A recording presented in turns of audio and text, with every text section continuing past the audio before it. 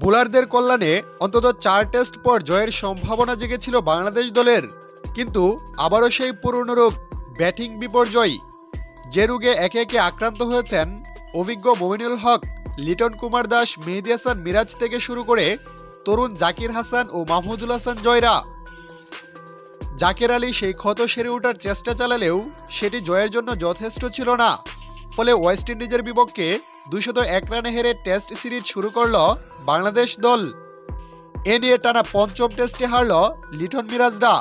ভারতে গুহারা সিরিজ 2টি টেস্ট 3টি টি20। শেষে দেশের মাটিতে ফিরে দক্ষিণ আফ্রিকার কাছেও 2 টেস্টে ধবল ধুলাই হয় বাংলাদেশ দল। ক্যারিবীয় ভূখণ্ডে গিয়েও তারা সেই ধারা অব্যাহত রাখল। অ্যান্টিগা টেস্টে বাংলাদেশের সামনে ওয়েস্ট ইন্ডিজের পুঁজি ছিল 333 রানের। বিপরীতে ব্যাটিং ব্যর্থতায় টাইগারদের দৌড় মাত্র 132 রানেই থেমে যায়। ফলে প্রথম টেস্ট হেরে সিরিজ শুরু করল বাংলাদেশ দল।